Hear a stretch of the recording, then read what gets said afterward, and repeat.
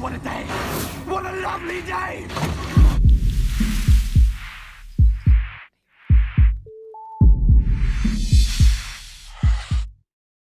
Welcome to Flat Earth Debate.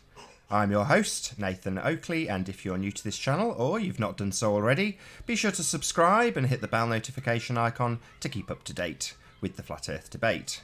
If you would like to support this channel, there is a super chat that runs alongside each of these shows while they're live, and a link in the info box below the video once it's rendered. But most importantly, if you would like to join the discussion, simply mute the page you are currently watching, then click the link in the info box below this video to join the discussion and express your views on the shape of the Earth. If you do join, please don't swear. If you do, you'll be ejected, and if you are, please don't try to rejoin the stream using sock accounts. You'll be warmly welcome back on the next stream. Please also share the show, as sharing the show increases the live audience, of course, and this in turn increases the chances of a more diverse panel. So please share the show. And one last time, if you're new to the channel or you've not done so already, be sure to subscribe and hit the bell notification icon to keep up to date with the Flat Earth Debate. Now we are joined by Sleeping Warrior. How are you doing? Good morning. All is well. How are we? Very well. No complaints from me, none whatsoever. Any developments on the Rumpus front? I believe that they've kicked him into touch. I've been told that they don't consider him to be their leader or whatever, words to that effect. It seems that Philip has taken on the handle instead, and I believe that he's going to be dealing with us from now on because the Rumpus has been sacked. Oh, right. Is that so? Yeah. Don't blame him. I'd sack him too. Philip contacted me on Skype last night and he asked me for the copy of the, not the video that was played in your Hangout, but not, he wanted to see the original version of it, not the one that was played through the Hangout. So I uploaded the version of it and I sent it to him. And I asked him a couple of questions because for those that, do you want to nip to the loo? Because if you want to nip the loo, go now. But there was a couple of people that there was a couple of predictions that he made which were not relevant to the one that I asked him to. He asked if, or he predicted that there would be no inferior mirage, and he predicted that there would be a compression at the horizon. Well, he got the no inferior mirage bit wrong. There was like 2 or 3 horizons, so there was a massive inferior mirage. He couldn't have been more wrong if he tried. Now, thankfully, that's a black and white point. It's literally he was wrong. Evidently, he was wrong. So this nonsense that he claims that he's been 100% right of all of his claims is nonsense. It's just not true. So we did get that prediction wrong, right? But the other prediction that he made, the secondary prediction, was that it would appear to be squashed. Now, I don't see how that's consistent with a sphere Earth. And it's a genuine question. If anybody knows how or why that would be considered to be consistent with a sphere Earth, let me know, because obviously on a flat plane, the closer something gets to the horizon, coupled with the acute angle to the hypotenuse to the horizon, so rather the perpendicular to the horizon, from obviously the horizon to vertical. So if we're horizontal to it, the closer you get to that 90-degree point to the horizon, the more it's going to compress. So you're going to get convergence and compression on a flat Earth because of them 2 reasons. But I don't know what the ball Earth model is. I don't know how it would be explained. And it's got to the point now where I just can't see the ball Earth arguments anymore. I don't know if it's because I'm being clouded so much by how flat it is, or whether it becomes nonsensical to be able to argue otherwise. So perhaps I'm detraining myself onto the heliocentric model somewhat. But ultimately, he made 2 predictions. One was wrong. There would be no inferior mirage, completely wrong. But the other one was he predicted a compression at the horizon, consistent with a flat Earth. But I don't understand how that would be possible for a prediction on a ball Earth. So I'd need somebody to explain where he's got that from, because I don't understand it. I don't understand how you can get a compression at the horizon on a ball Earth. If anybody knows how that works, join. Let's have a chat. For me, it makes no sense on a plane, on a ball. It only makes sense on a plane. But who knows? Maybe I'm just a full-on retard and don't understand anything. But if there's anybody out there that that understands the point he makes, and where that model would come from, join. And Philip, if you're out there, I'll send you a link. Perhaps you could join. I think Nathan's at the loo. No, I'm still here. Do you understand where that would come from? What, the idea that it should be compressed? Yeah, he made two predictions. One was black and white wrong, and the other one was that it should be compressed. And I'm like, how could that be on a ball? The only way that works is on a plane, compression and convergence, right? But how else would it work on a how? What's the argument for why he would predict that on a ball? For me, he's doing one of two things. He's either got some logical explanation for it, or he's predicting a flat Earth prediction, but claiming it's a ball Earth prediction. And if that's the case, then he'd have a reason for it. But I don't see how there is a ball Earth prediction for that point. No, me neither. So it's not just me then. Yeah. Okay, No. that makes me feel better. Well, you're supposed to be seeing stuff that's disappeared by obstruction, according to their model, their pseudoscience model of what they believe the Earth looks like. As things get further away from you, they are obscured by more and more Earth curve. So having things compress is not at all in line with what they suggest should happen on a ball.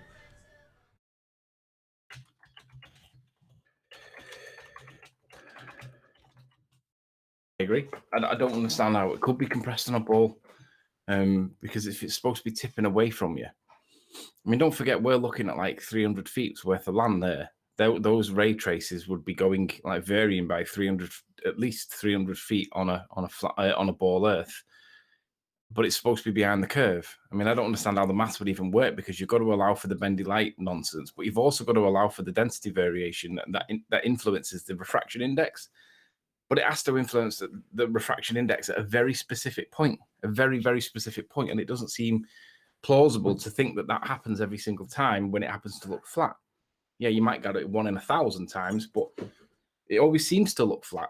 But the maths always seems to work out. So there's just enough refraction just to make it look flat. Never inverts the other way and makes it look concave.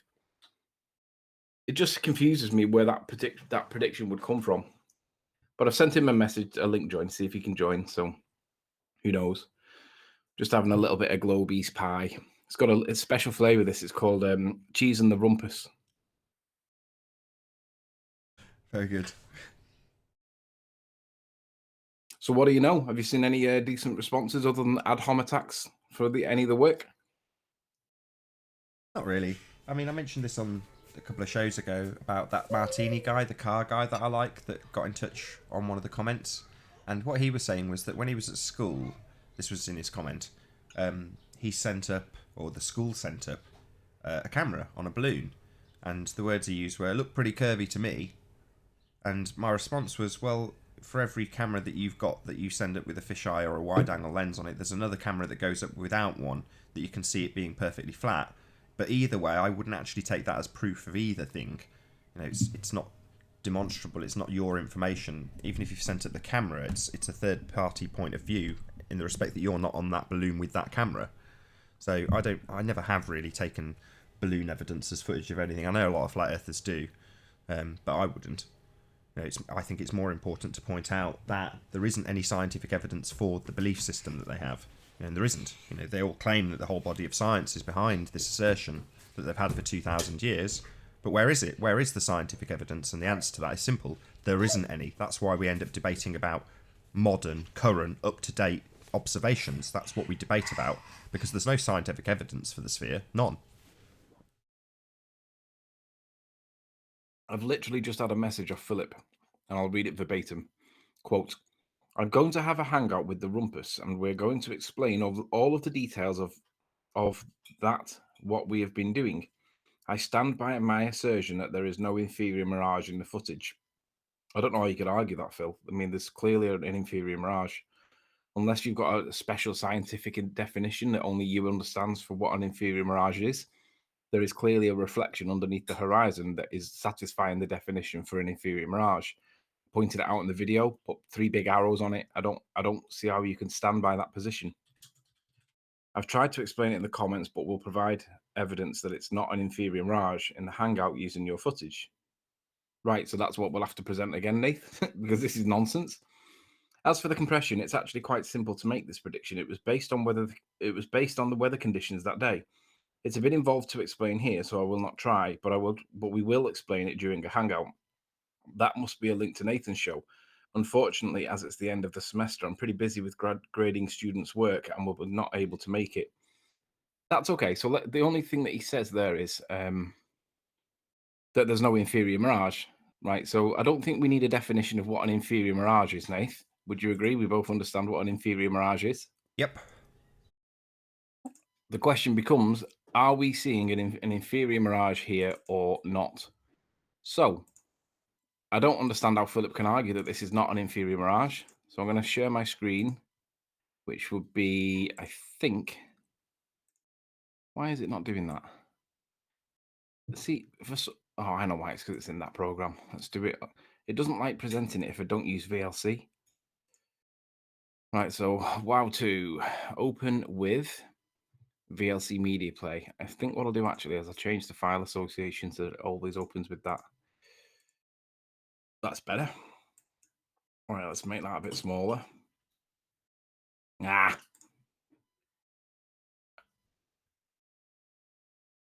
Okay, so let's try screen share.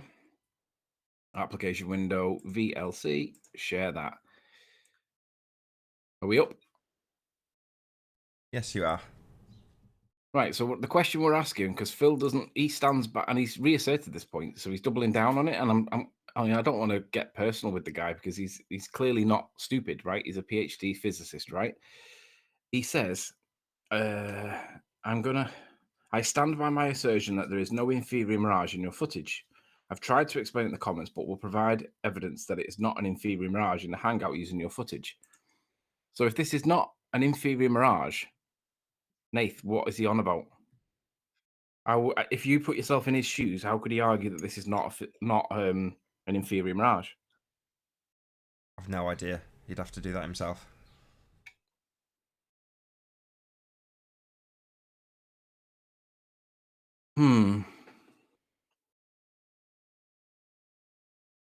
It's clearly a mirage, and it's clearly below the horizon. But do we care? So, Do we really care? They didn't predict the observation as requested. It was laid out. You gave them as many things as you possibly could, shy of actually telling them exactly, shy of actually showing them and telling them what day it was taken, what time of the day it was taken. So beyond that, there's been a failure to make any predictions. The test was of the predictive capabilities of the model. Phil saying I can model it after the fact. So what? it's not even the modeling element I'm interested in. I'm wondering why a PhD physicist would argue that we're not seeing an inferior mirage here when it's obviously the case that we are. So let's suggest the alternatives, right? Is it a Fata Bromosa? No. Is it a Fata Morgana? No. Is it a superior mirage? No. I don't see what other options there are other than an inferior. So I'm Phil, what are you thinking about, dude? There is no way that could not be described as an inferior mirage. So I don't understand where you're coming from, but perhaps I've got it wrong. But it's a shame you can't join. But I'm glad I've got your words saying that you stand by your position to the inferior mirage, because I'd really like to see that. And I mean, I know it's going to be with the Rumpus on whatever channel, but we'll probably never get to see it until 2 or 3 days after it's happened. So if you'd let me know, if anybody sees this hangout. Oh, by the way, the Rumpus also said prior to the release of the video that he would have a private hangout with somebody, and then once I released it, then he would let it go. Apparently that didn't happen. There was no hangout. There was no private hangout. So it looks like he simply trolled us for the sake of trolling us, and has no way of explaining this nonsense whatsoever, other than the Earth's flat, and he has no way to explain it. It is a failure.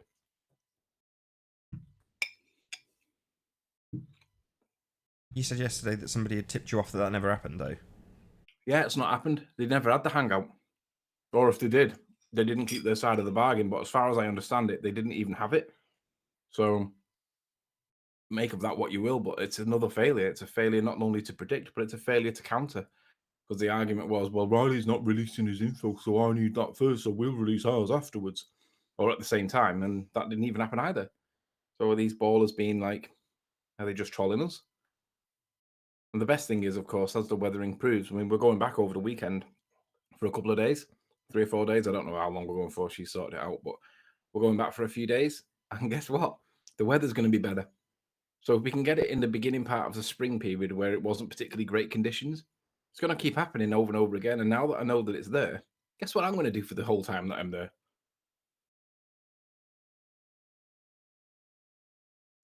So, That rhetorical.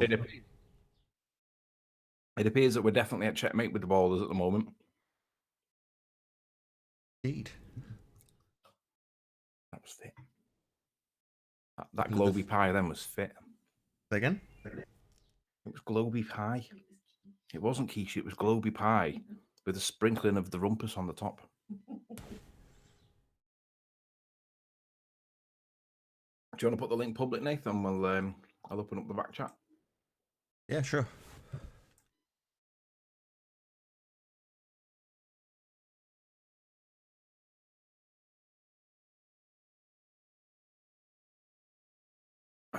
I find it interesting that a PhD level scientist or PhD level physicist claims that there's no inferior mirage there when there is a clear evidence of an inferior mirage. If he's not going to call that an inferior mirage, short of recreating his own science, I don't get how he can do it.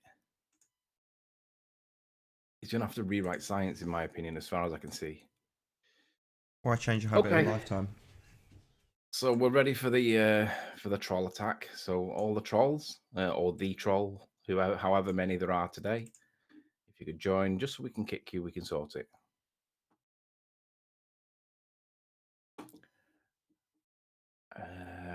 Do you know I haven't even got chat open?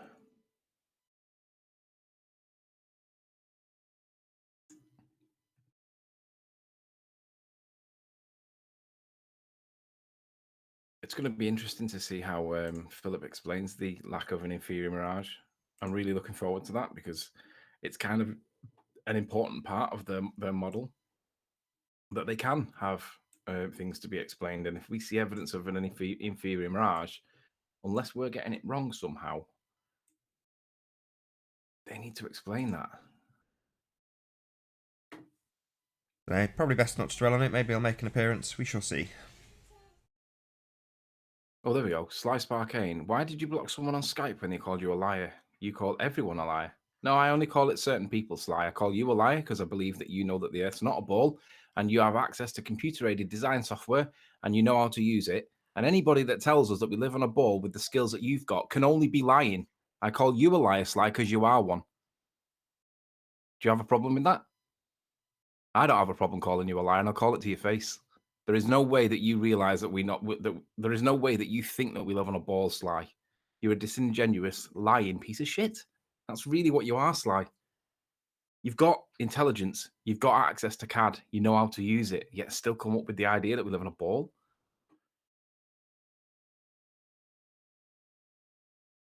Darkstar, why are you so upset when the rumpus doesn't give me attention? It's not the attention that I want from the rumpus. It's the answers that I want him to give us. And he doesn't seem to be doing very well at it. So I'm not sure that it's accurate to describe me in that way that I'm upset. I just realize that he's a liar. Well, or he's an indoctrinated fool, one or the other. But Sly, as far as I'm concerned, Sly is dishonest because you know it can't be a ball. I don't necessarily, to be honest, let me state my position with regards to what it is. I don't think anybody in the flat Earth movement should be predicting what they think it is.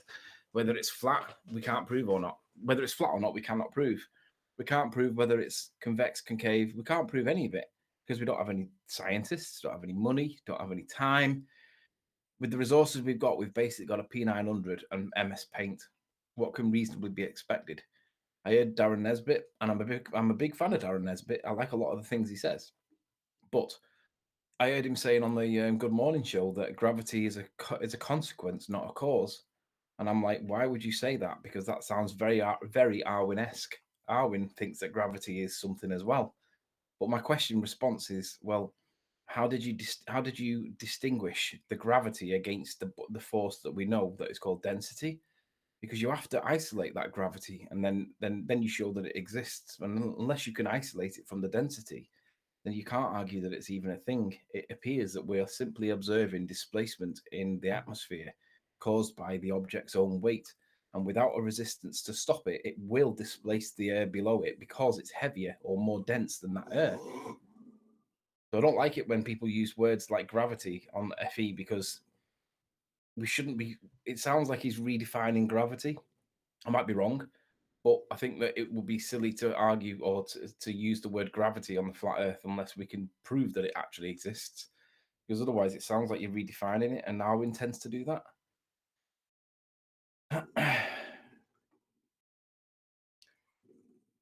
Shut up. Why am I slagging Sly? I've been really clear, Bolster Chan. Would you like me to go through it again just for you, or would you like to understand that he's got access to CAD and he's not stupid? He makes really good videos, but there's no way a guy of that guy's intelligence and skills can realize that there is no curvature. That's why I'm slagging Sly, because I don't believe he's a genuine person. I believe he's literally not a shill, but he's definitely something. I'm not quite sure what he is, but I don't believe he's being honest or genuine. Ninja Man says, I've got my doubts about Darren Nesbitt. Well, he pushes that Pac-Man Sun model, right? And that's empirically impossible to prove because Pac-Man Sun going out one side, popping back in the other side. Sounds more like curvature to me if you're going to argue that. But I like him. I don't do it. I think he's controlled opposition. If it's in the mainstream, they want you to see it. Buddy boy, I watched the Blackpool convention thing that he had where it looked like he was in a church. I'm not quite sure what video it was, but he was talking to them, and somebody in the audience was asking, like, how does the sun work?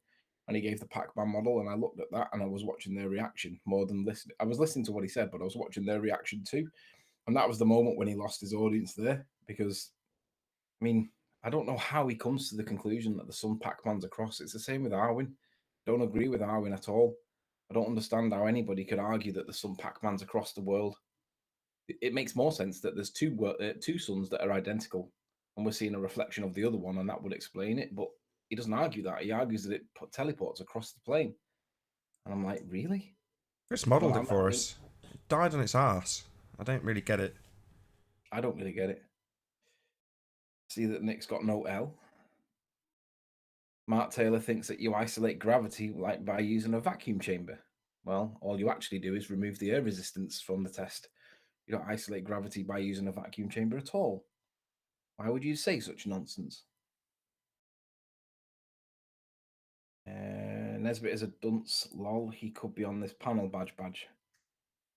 Well, to be honest, I've invited him to join us and explain it because it might be me being ignorant, and I don't want to attack him straight away because the guy, when we spoke at the conference on Friday, the guy was a nice guy. However, he uses the phrase like gravity, like Arwin does, called gravity, and I'm like, well, Jazaconda, sorry, Riley, we can produce the effects of gravity here on this big old bitch. Well, how do you produce the effect of gravity? Yeah, it's also the effect of density and displacement. So how can you prove that it's the effect of gravity over density or displacement? So yeah, you could claim it's gravity, but it also matches other descriptions too. Pac-Man Idiot has taken over. Pac-Man Idiot has taken over all MSN Flat Earth articles. It's embarrassing. Yeah, I'm not sure that it's a good thing to be preaching what you think it might be, especially when it's something extreme like that. I mean, Flat Earth's bad enough as it is. Pushing that narrative's not easy. Shout out to Jim Benson. Goodbye. Any more troll accounts join? The quicker we get them done, the quicker we can concentrate on conversation.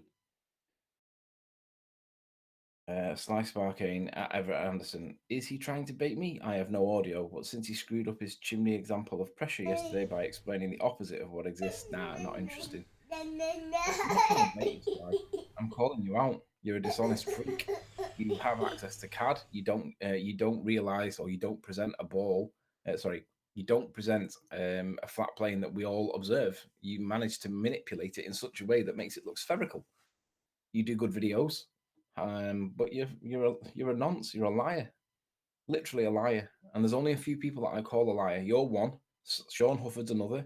Sean tried to tell me that he was taking legal action against me, and that he had an ex parte hearing with a judge who ruled, quote, he wouldn't set a precedent for insanity to be grounds for an extradition order from the UK to America on the grounds of defamation of character. That's what he claimed. And that is, I mean, it's legalese, but I understood it, and I don't think he understood that I would understand it, because I think he patronized me with it, or tried. Roll attack. Hello, Alan. Afternoon, boys. You seem angry this morning, Tony.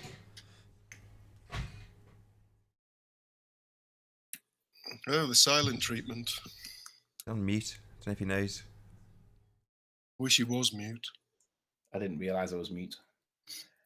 Yeah, I'm just surprised that there's not been a response yet from the ballers. I mean, we've got a flat Earth observation at 700 feet of missing curvature, and there is clearly land there that we expected to see. And when we saw it, it was there. It strongly supports a flat plane. It doesn't support a curve. Yet, you know, there hasn't been a response yet. We have Philip Weinberg, who's a PhD physicist, claiming that there is no inferior mirage, yet there is evidently inferior mirage. So unless he's going to rewrite the rules of physics, I'm wondering how he's going to explain that one away, because it's clearly evidence that there is an inferior mirage. And I'm just wondering what's going on. It doesn't seem to make any sense to me. There's kind of like silence on the ball Earth front, which is good. Obviously, they're claiming that they're not interested, but ultimately, they can't explain it away. Flat Earth proof, missing 700 feet curvature, sat in that sweet spot of 30 to 35 miles. It's not looking good for the ballers, I'll be honest. You're the worst beta ever. Yeah, I'm good at it though. You think? Sly says, Ranty, why could you not see the Isle of Man from your new boat footage, and why use the beach there and not at St. Bees? Look at how he moves the goalposts all the time. Sly was one of the people that said, Riley, why don't you go down to the beach? So I did. I mean, how many times did he say that? I was trying to find them, but I couldn't find the references. But he said that numerous times in Hangouts. I just can't find where they are because there's too many Hangouts. Nath? Yes? Do us a favour, look at that comment from Sherlock Homeboy. I know you don't like blocking people, but could you block that one? Because that's just stuff that's really shouldn't be said even, but that's not trolling, that's like not criminal. a reflection on me, just a reflection on that scummy commenter. Yeah, but that's criminal. That's a criminal offence. Right, can we all report that one? Because saying that somebody's a convicted pedo, unwanted commercial content, no. Pornography or sexually explicit material.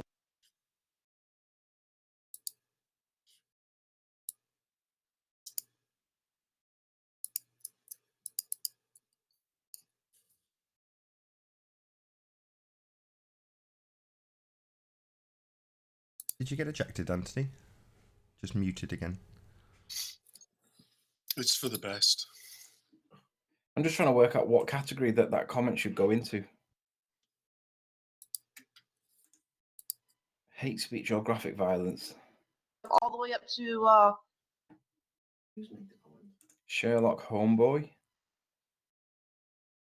Hello, Debbie. Did you get this morning's script? No, that's not Debbie. She was talking. That was that play stuff.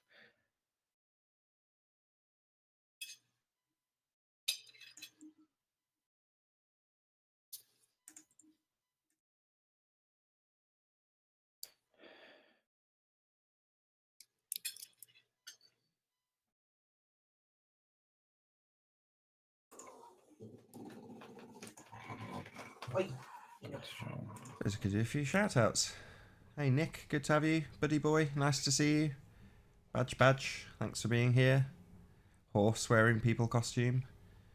Sherlock Homeboy, good to have you. Meridian, nice to see you as well. Oh, that's too much to read. Lord Fafnixador, good to have you. Jazzaconda, thanks for being here. Nathan.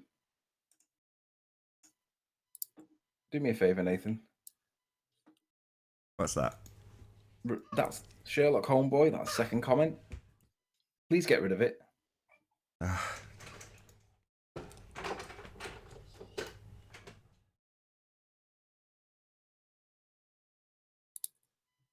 There you go. Reported him for harassment. No, we need to remove it, Nathan. Saying shit like that is not trolling. It's like I say, it's just a reflection on the audience, not on me.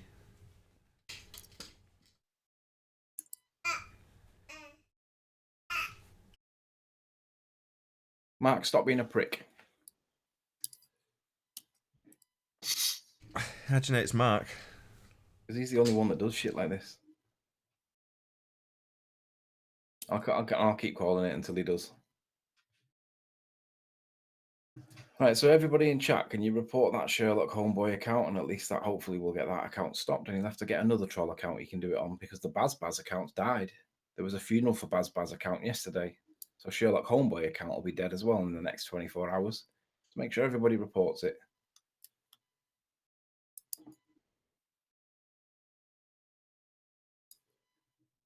Dawn says it is a reflection on you, Nathan. Yeah, I agree with Dawn on that occasion. I don't think that you should allow that because it's just ridiculous. If you choose to, I think that does reflect on you, Nathan, in one way because you should be controlling that. It's bullshit. That's one way of looking at it. The other way of looking at it is Eleanor, that's bullshit. if I react to it, people say, "Oh, it's reacted."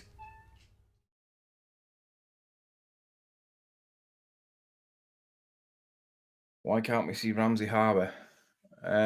Well, why? I don't. Right.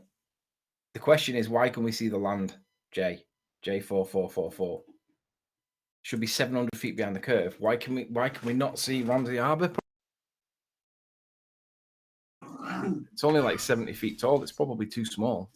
You wouldn't expect to see something so small that distance away. Mark Taylor, you don't do anything in your name. You keep your normal account quite clean, like all the trolls.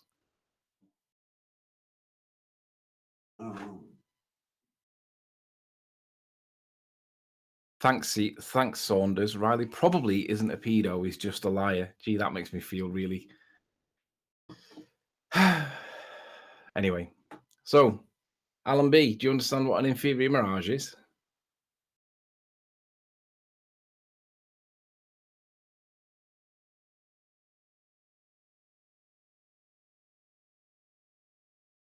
Maybe take that as a no.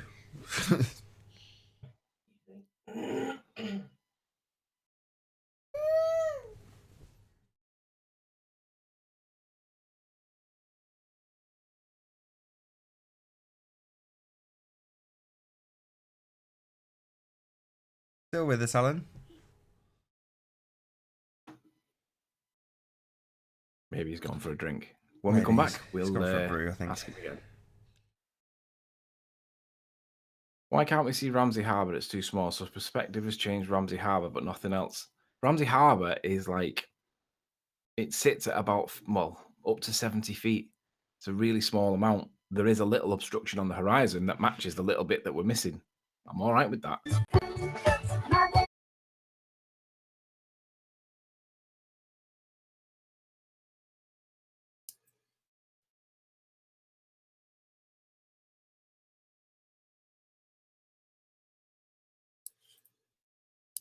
You're on mute again, Anthony, just so you know. I know, yeah, I did it myself that time. Oh, Miles the Liar Davis. Not seen him for a while.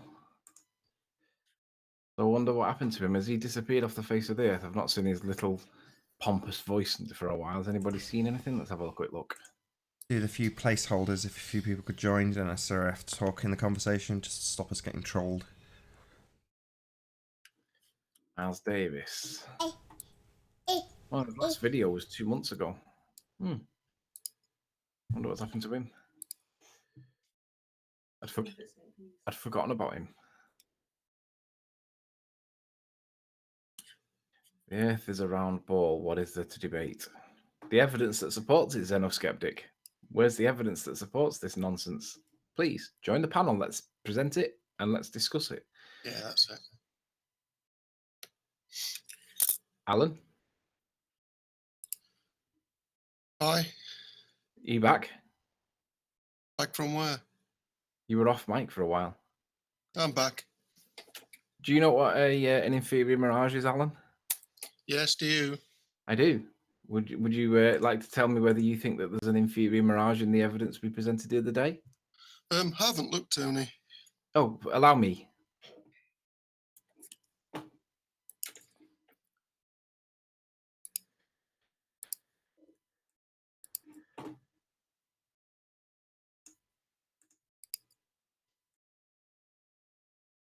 Hi, Sam. Thanks for joining.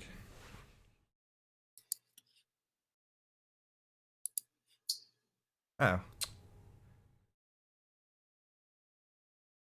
think I've just accidentally kicked out Sleeping Warrior. My bad. It's got to happen at least once.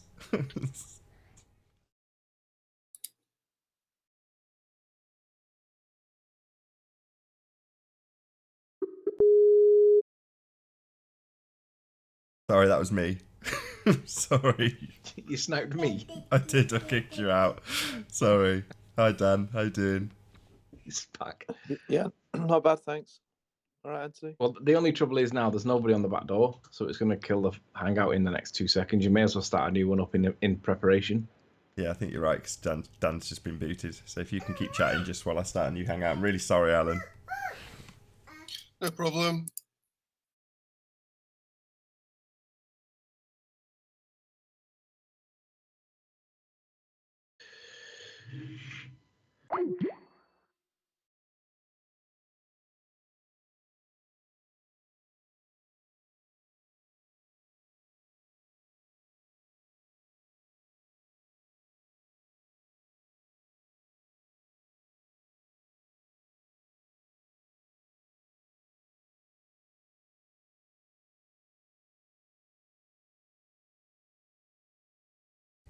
Welcome to the show.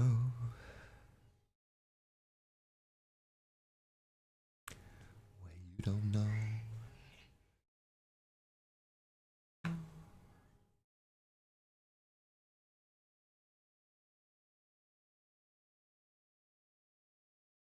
Sorry about this minor interruption. Massive thanks to all who've shared.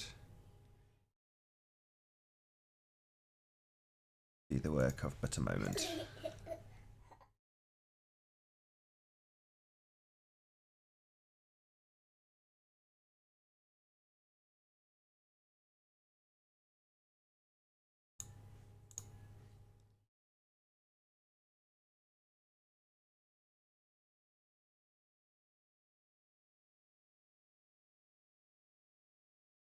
And we're back.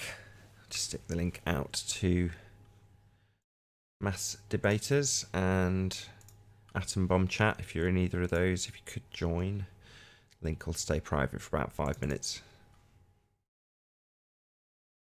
Spurs is online. Might stick him the link as well, see if we can get him in.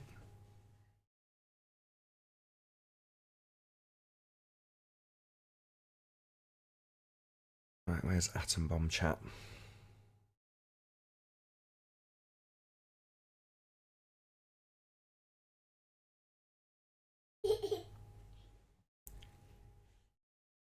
There it is.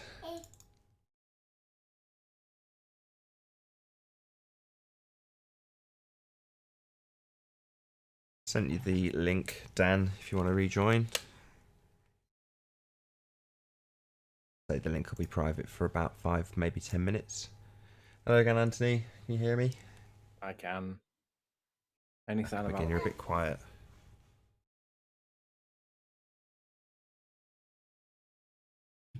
There we go. Any sign of Alan B? He won't be able to join until I make the link public. I'm sure he'll rejoin 5-10 minutes time. How long did we get? 38 minutes. Better than yesterday. 90 seconds yesterday. And hadn't even put the link out. I don't know how that happened. I don't know how it that wasn't happened. me It that was came in amazing. either. I'd started the show. I hadn't even published the link, and the trolls started coming. I was like, what's going on? I haven't even published this link yet. Alan B, if you send me a message on Skype, I'll send you over the Hangout link. Because I'd like to know whether or not you have a thingy. What's the thingy? The view on whether or not it's an inferior mirage, because I don't understand how there could be an argument against it. But he stands by his position, right? And he's a PhD level physicist, so.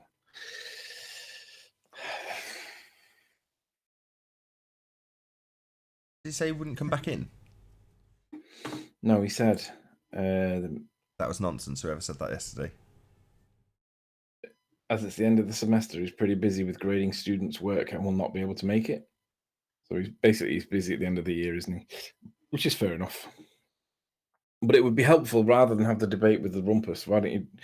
You should just have the debate with us, because having it with rumpus is, well, he's now known as Dumpus because he is dumb.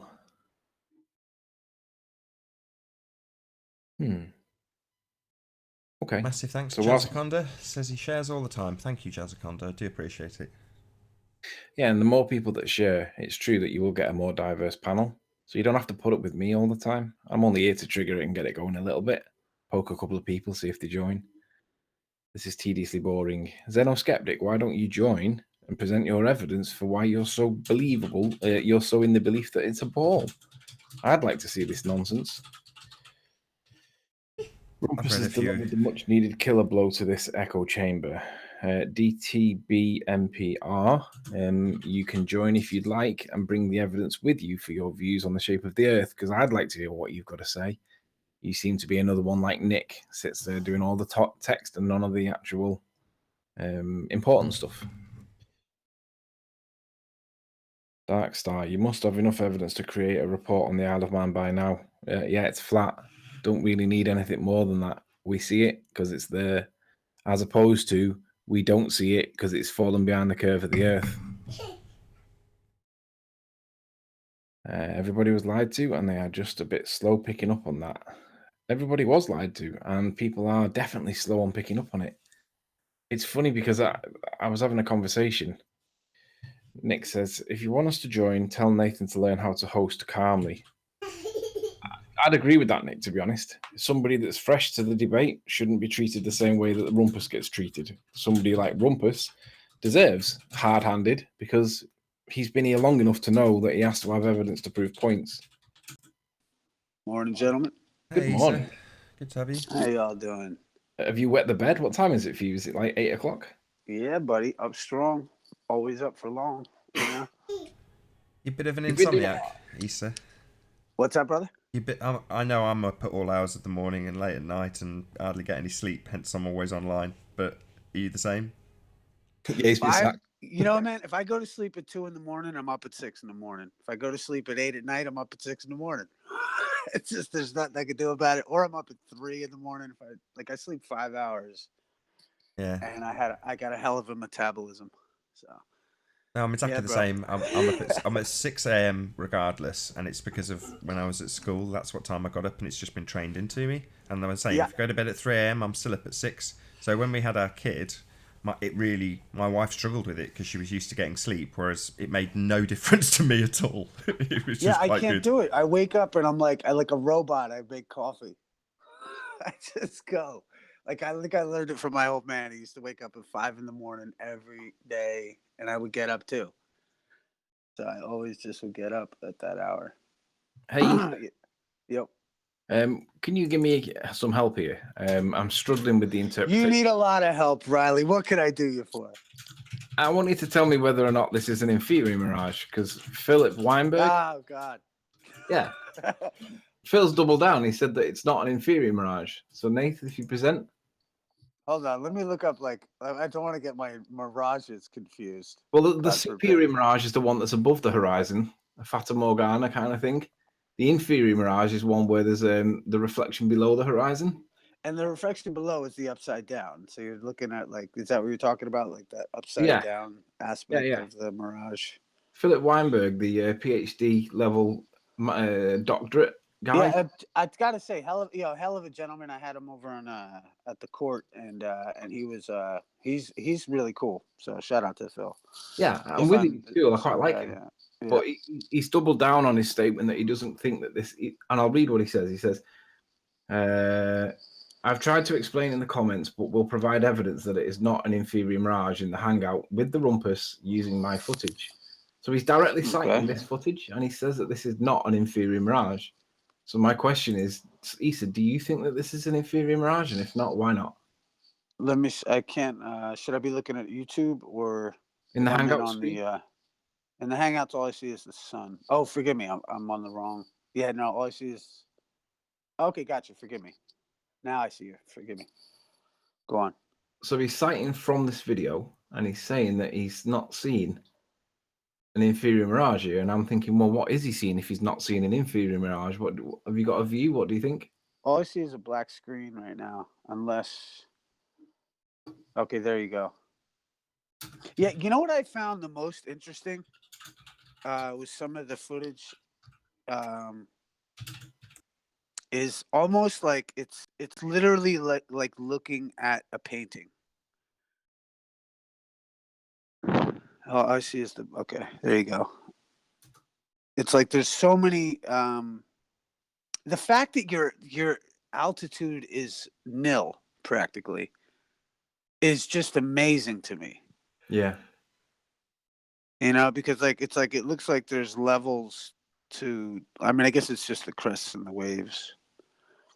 Well, it But was quite still water, if I'm honest, and that really does help with the observation. It does have to be a still sea, otherwise you are going to get waves that are bigger. no, Than... that's I gotta say though. The see, here's the thing: is that take a guy like like Phil. It's that Phil's going to come to the consensus conclusion because of what he's learning. He's going to maybe these guys are going to propose that there's some sense of looming going on. I think and then I think like we agreed, like what it is, bro. It's a matter of semantics. We had our friend on the other day, and we were talking about, remember, just yesterday, I believe, talking about how they wouldn't concede that light goes up and down, but they will concede that light will move in a 360 degree at any direction, 360 degrees. Now, Yeah. if that isn't just now, the thing is that are you content with that answer? Because I personally, I have to be content with it and chuckle to myself. And so like but the idea is that like in the context of what you're talking about, in the way that they want to, they won't relent. They won't say up because God forbid it should go against the rule of gravity. Yeah. Now, right? You know what I mean? But the point is, they will say that it can go in 360 degrees in any direction. And so I think I think really it's tomato throughout this whole discussion. Yeah. What about inferior mirage though? Come on. Did you see one there or did you not see one? What is it? What about the inferior mirage claim? Did you see one there or did you not? The inferior mirage. Yeah, I just played it for you. Yeah. What I saw, it looked pretty crisp as far as I'm concerned. But again, it's like I've said before, is that it's too far away to confirm. So it's so far away. So is that a denial? Is that a no? Well, haven't I stated before that it's an optical phenomena, bro? And this one goes, and also too, I don't know if you heard the new song. Right, but shout out to all the snowflakes in the chat room. You can find me in your chat room, darling. I'll tell you how I feel. You can find me in your chat room, darling. I'm very emotional. Forgive me, go on. You got a bunch of emotional fans out there. Was it an inferior mirage then or not? Come on, yes or no? You sounding like Rumpus. Yes, I mean, well, again, look. There's a reason to the madness in that regard, because it's like it's like, look, it's the way you're gonna answer. Or I don't know, bro. I didn't see any mirages going on in that picture. You know what I mean? I didn't see any mirages in the chat room, but I did in the chat room. Oh gosh, what do you call it? I didn't see any on that image. From my perspective, it looks like it's a clean shot. It's got it sees all the. I don't know, bro. The altitude that you're at too is just so ridiculous. The only thing I think you could see, or actually, I'm surprised that you don't see so much of, is mirroring. I don't see any mirroring in that, right? Mirroring's exactly what we're talking about. Yeah, but that's what I'm saying, is that I don't see it in that picture. You know what I'm saying? Do you see it? Well, I would say there's definitely a mirage there. I mean, most likely because you're so far away and you're dealing with light, there's probably some kind of a mirage happening. I particularly don't pick it up. Unless you want to point it out to me. It's one of those. But I mean, it looks, I was just going to say, so close to the water that you are going to have what is the classic. It's the waves obscuring. No, it's the waves obscuring the bottom, and in this instance, that is very much the case. It's right next to waves that will be splashing up and spray that will be splashing up higher than his. Yeah, it's weird though, because it almost looks like the first shot. It's like you have a shot with the filter and then without, right? Yeah, the only reason why I removed the filter was so that you could see the tripod I was using. It's like a little scuff of sand. Right. Was that a physical filter or a digital filter? No, digital. I changed the contrast. I put the contrast up so that the darks were darker, and I turned the brightness down so that the whites were less bright. Right. Yeah, I don't know. I think I don't know, man. I mean, the problem is you're dealing with. I think the alternative argument for someone like myself may be that you also have that claim of 69 miles for 1 degree of arc. You know what I mean? That's the proposed thing. So it's really difficult for me to say that. Like, I mean, I disagree with a lot of the ballers when it comes to the idea that you're going to see a ship go over the curve of the Earth, personally, because I think that even if the Earth is a ball, you've got to look way farther than you think. Like, I think that I think that the whole boats going over the curve of the Earth is a big it's almost like a historical problem for the ball, because they've created a mountain out of a molehill that people are coming down with holy tablets with. So I don't know. I would say don't do the same, but here we are. So can everybody in chat tell Sly Sparkane where he can find the video for the Isle of Man St. Bees observation from the beach? He pretends that he's not seen it or is aware of it. Just direct him over to my channel or onto Nathan's channel, and it's the last 2 videos that have been posted. But let everybody do it so that Sly gets the message, because he seems to be a bit slow. You can find me in your chat room, darling. Very emotional. Yeah, I don't know, bro. I think it's like it's a tough one, tough one on both sides. But I think the craziest part about it is that the ball Earth argument won't permit that it's not going over the curve of the Earth on the x-axis or the z-axis, and because of that, this is never going to end.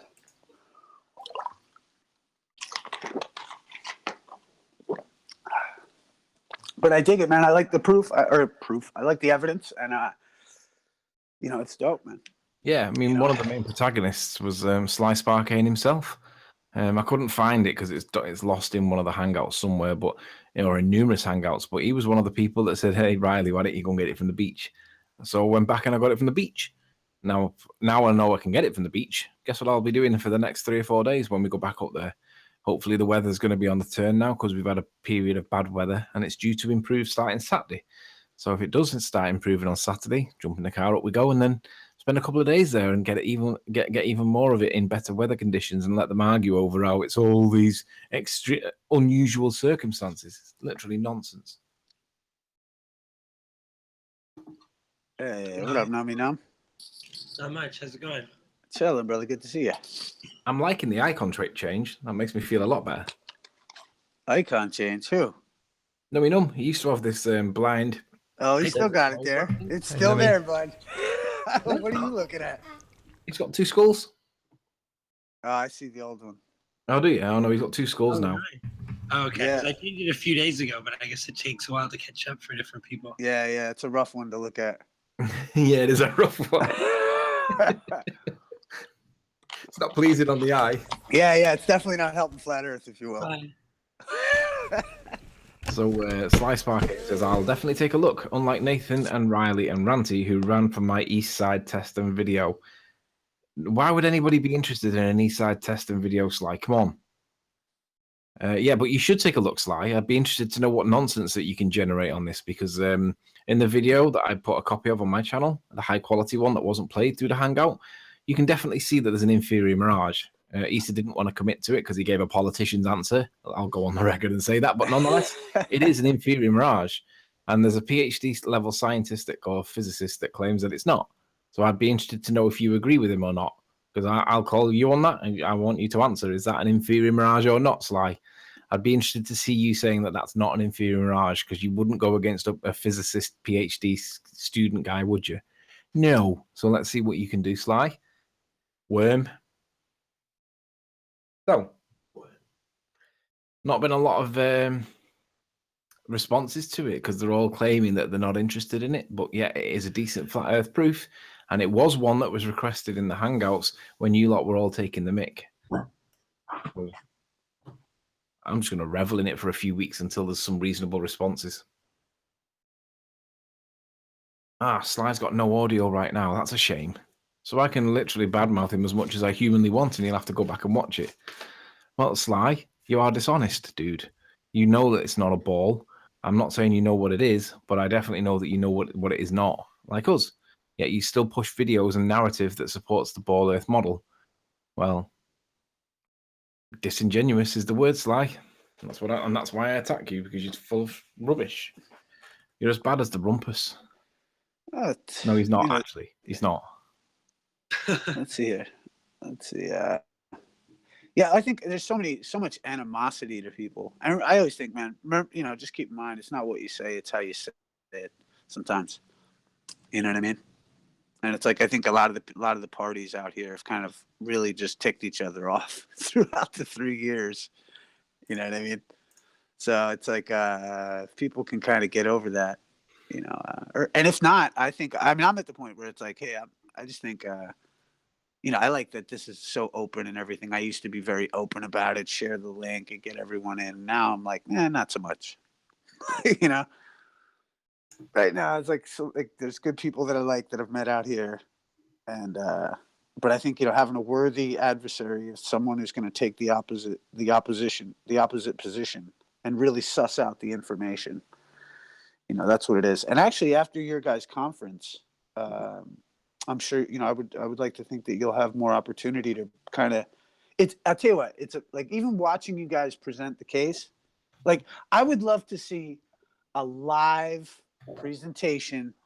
You know what I mean? To see like it's like say it to somebody's face, almost. Like I want it on camera, like Rumpus and you guys on different panels or something with your evidence and like a hosted event, like a town. This should be a town hall meeting.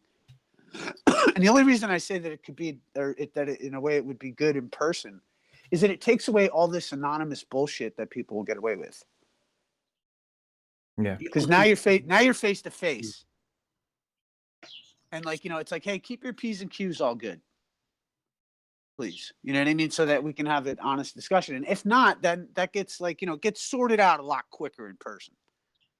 You know what I mean? And just in debate, because if someone's going to act like out of line in front of a general, like actual people in community, people will be more shocked at someone just ranting and raving and just being like, you don't know what, that type of whatever. Like people are appalled by that more so in person, I think, because it shows the lack of social acuity that would be necessary to hold a decent conversation. And therefore it implies some kind of scientific shortcoming to the general community when you can't speak like that correctly, It's just a different space on the internet, I mean, it has its benefits and its drawbacks, I would say. Yeah. Well, no, that's what I'm saying. I loved seeing it in person on the video with like the presentations, like Anthony, you were a great public speaker, man.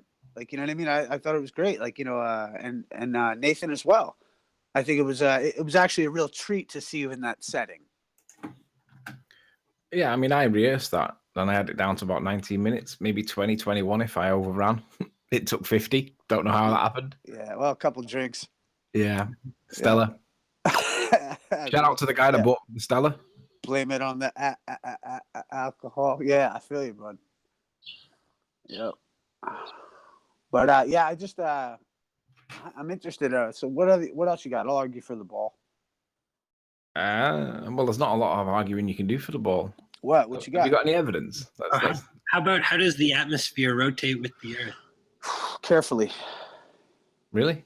So the atmosphere is a friction material, is it? Gas is a friction material? A friction material? What do you mean? Well, it could be like a field of gas. And it's like, it's in this like realm of friction material. It's a field of gas, but how are the molecules rotating, 100 miles up? How are they following the surface 100 miles below? Well, because of that's to say that all those molecules, like what molecules and at what point are we talking about? Because if they're within the range of the gravitational pull, then they wouldn't escape that. That's like geocentric satellites or something. It's not about escape. It's about how are they. It's not about gravity is only pushing them straight down, but what's making them go sideways with the rotation towards the east? What's making them go sideways? What do you mean?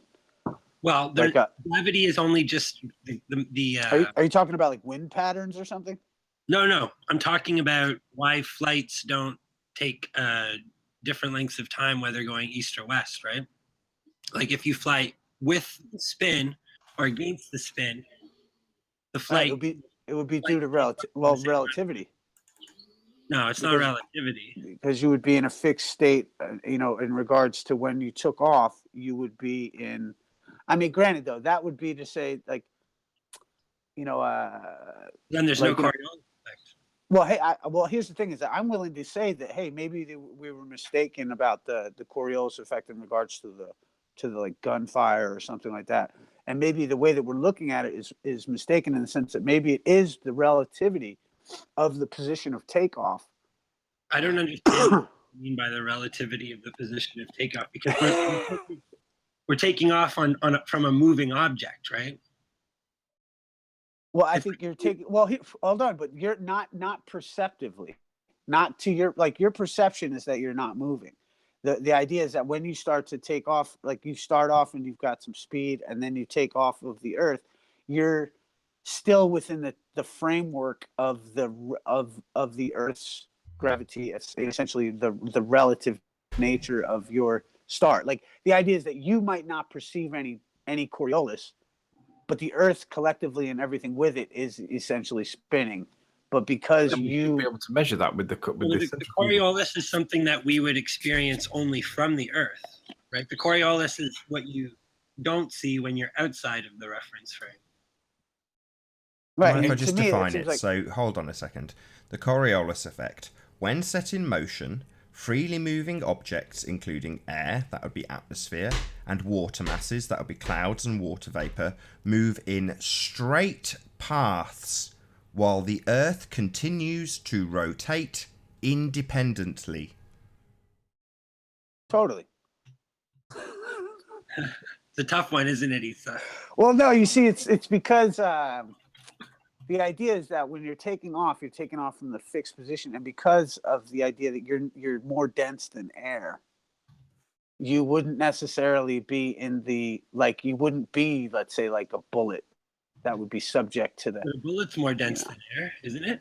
Well, yeah, but your Do you want me to just repeat it again, Issa? Plane is more dense. Sorry, than, I'll just yeah. say What's it that? again because it's obviously not clear. The Coriolis effect. When set in motion, freely moving objects, including air, that would be atmosphere, and water masses, clouds and vapor, move in straight paths while the Earth continues to rotate independently. Well, that would be to define straight, because as we know, level on the ball Earth model means that there is that constant curve. So when we're saying straight, it's straight in proportion to the gravitational pull. No, I'll read it one more time because that's not what the Coriolis effect is. It doesn't say anything about gravity. When set in motion, freely moving objects, including air and water masses, move in straight paths while the Earth continues to rotate independently. Yeah, but that thing is well, yeah, I could see where if a plane is taken off, then it controls its movement to a certain extent. Therefore, it wouldn't necessarily be like that. Independence becomes something where there is a control factor. So the plane is turning. So the plane's going to turn the whole time, or no? Because that gets into our. Hold on, that gets back to our definition of the idea of straight. Because straight in proportion to the Earth is going to be curved. No, well then it's not straight.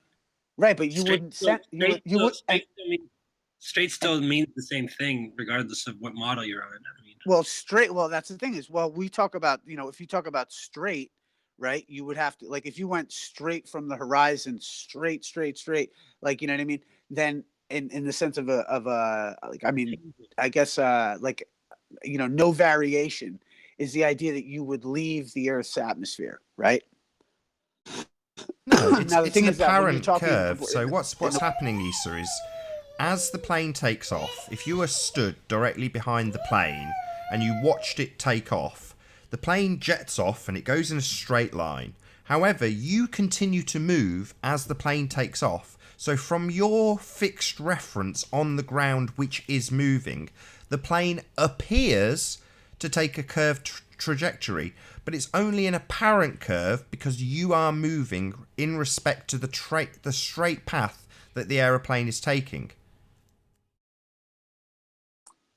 Right, but I don't know if it necessarily dictates. I mean, I understand your concept of from the Coriolis idea that the Earth would be moving away from the plane, and hence why would the time variations be different or whatever, uh, or wouldn't they be different?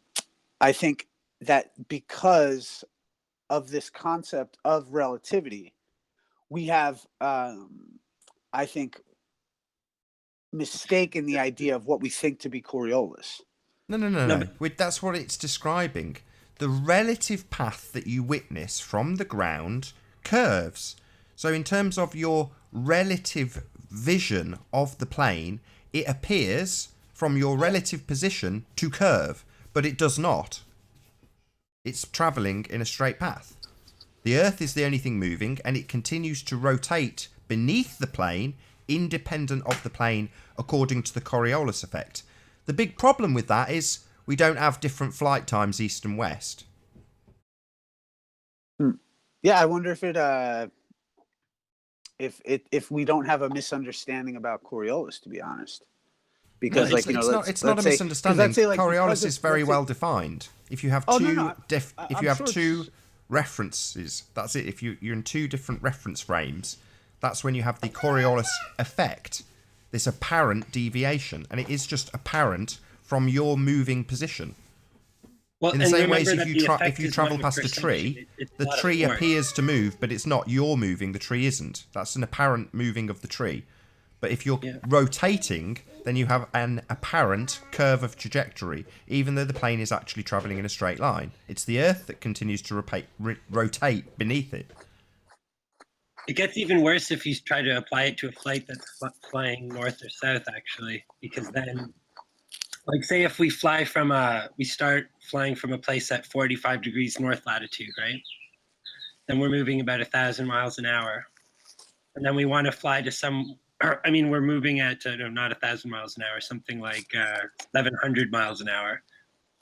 Okay, so at 45 degrees latitude, we're moving at, like, say, 700 miles an hour, give or take. I don't know if that's the exact right figure, but then say we want to fly down to the equator to a spot that's moving at 1,000 miles an hour. That over the time as the flight time elapses. Sorry, I just woke up. But the destination that you're flying to is actually moved a much further distance in that time, right?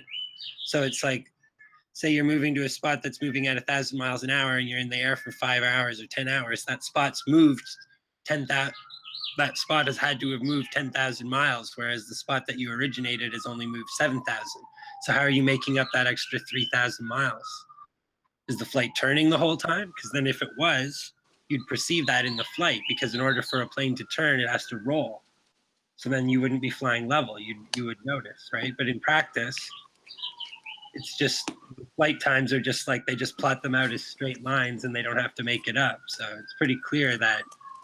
Well, see, here's the thing. It's tough for me to argue for this explanation in regards to Coriolis, because even for myself, I think that there may be some misconceptions regarding what we think Coriolis would do to the airplane versus what is apparently happening, and the way that we can fly from all these different locations. No, that's wrong. There is no misunderstanding here. When set in motion, freely moving objects, including air and water masses, move in straight paths while the Earth continues to rotate independently. There's no misunderstanding here.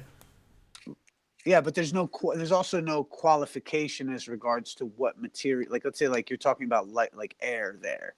You know what I mean? Like, I don't know if if that fits the. No problem. I'll give you the clarity with the first part of the sentence. When set in motion, freely moving objects, including air and water vapor, move in straight paths while the Earth continues to rotate independently. Right, but a plane is not necessarily freely moving because it's controlled or something. Yeah, right? It is. It's independent of the Earth. The Earth moves independently of anything that's not on Earth. The Coriolis effect is you seeing an apparent curve, and that's what they detail in bullets. The problem being it doesn't apply to planes, or we'd have different journey times, but we don't. Same applies to balloons. As soon as it sets off in an upward direction, the Earth continues to move beneath it. However, when the balloon comes back down, it hasn't moved a sodding inch. It's still in exactly the same place and comes down to Earth. When you fire cannonballs directly up in the air, some of them come back down the barrel. So the Earth isn't moving independently underneath anything in the air. It's all stationary. Isn't this where I'm supposed to call you stupid or something? Yeah, this is normally where you'd either, as a intellectually honest person, concede defeat or call me a moron and tell me for the 5th time that I don't understand the Coriolis effect when I've actually read it out about 5 times. Damn it. So bad at this. I hate being mean. I can't say I'm wrong. I can't concede. You can't concede if you're a baller. You're not allowed. That's part of the rules. Oh, what am I doing? Never concede if you're a baller, even if you're obviously wrong. Yeah. The best thing to do, if you want to know what the trick they do use, Issa, is rinse and repeat. So at this point, you start right at the beginning of the point and reassert the point from the start. And then we go round in a big circle again till we reach the point that you're obviously wrong. And then you do it all over again. Rinse and repeat. Standard practice. Yeah. Yeah, that's why I just write music now. So I've walked, even it's more about art, man, for me. Because what saddened me? Did you see Eddie Bravo? Shout out to Edgy Bravo. He's been putting up some shit over on Rogan's. He did on Joe Rogan's podcast. He was on. And there's this co-host, this guy, Jamie, who I appreciate as a statistician for like MMA and all kinds of stuff. But he was just ripping into homeboy. He's like, he was like, because Eddie Bravo didn't believe that something about nuclear weapons. Jamie was like, what do I got an A in physics. Am I wrong? You know what I mean? Like that was people have interwoven what they've learned as a part of their psyche's makeup. And this is something that we need to unravel first before we can really even get here. Otherwise, it's, what am I supposed to do? Say you're stupid and not concede. Check out this retard in the chat that was on yesterday. Unorthodox X. You've got to be kidding me, Nathan Oakley. The Earth should move out from under the balloon. Oh, right. Yeah, Should it now? Maybe you should change the name of the show to the Ultimate Debating Championship. What's the Ultimate Debating Championship? Yeah, it's a big fight.